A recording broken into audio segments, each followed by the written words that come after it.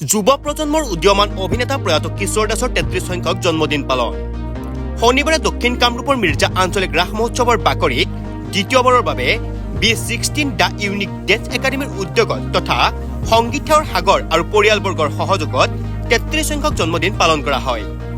জন্মদিনৰ লগত সংগতি ৰাখি দুটি ভাগত বিভক্ত কৰি এখনি প্ৰাইজ মানি একক আধুনিক নৃত্য প্ৰতিযোগিতা আয়োজন কৰা হয়। উক্ত জন্মদিন অনুষ্ঠানটিত নিজ মাতৃ নলিনী দাস ডাঙৰীয়ানীৰ দ্বাৰা বন্তি প্ৰজ্বলন তথা মাল্যাৰ্পণ কৰা হয়। উক্ত জন্মদিন অনুষ্ঠানটিত বিশেষভাৱে উপস্থিত থাকে কিশোৰ দাসৰ মাতৃ নলিনী দাস, মাহেকীয়া আলোচনী অনুপমা অঞ্চলৰ মুখ্য সম্পাদক শেৱালী দাস কলিতা, ৰমা কাগ্ৰা, ৰিকি কৌশিক, পলাবাৰী সমষ্টিৰ বিধায়ক হেমাংগ ঠাকুৰীয়া, মিৰ্জা আঞ্চলিক ৰাস সমিতিৰ সভাপতি সম্পাদক প্ৰমুখ্যে ভালেমান গণ্যমান্য ব্যক্তিৰ লগতে ৰাস দৰ্শনাৰ্থী ভক্তপ্ৰাণ ৰাইজ উপস্থিত থাকে।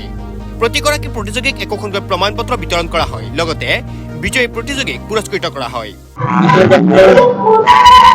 জন্মদিন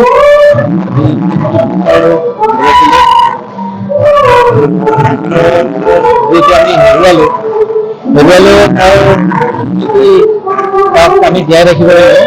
আমি মিৰ্জা ৰাস মহোৎসৱৰ বাকৰি দিন উঠা আমি লগতে সংগীতৰ সমাজত আৰু পৰিয়ালবৰ্গৰ এখনি অসমীয়া গীতৰ আধাৰত আধুনিক নৃত্য প্ৰতিযোগিতা আমি আয়োজন কৰিছোঁ আৰু ক শাখা আৰু খ শাখা দুটা শাখাতে আমি আয়োজন কৰিছোঁ আৰু এতিয়া আমাৰ চলি আছে ইয়াতে আমি পলাশ পৰা আমাৰ গ্ৰুপটো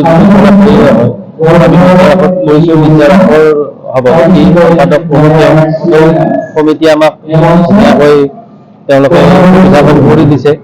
সুন্দৰকৈ আমি অনুষ্ঠানখন চলাই আছোঁ আৰু লগতে মিৰ্জা ৰাস মহোৎসৱ সমিতিকো বহুত বহুত ধন্যবাদ জনাইছোঁ এই চবতে।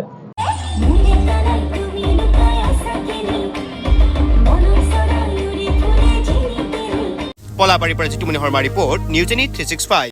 Stay informed, stay ahead. News Any 365.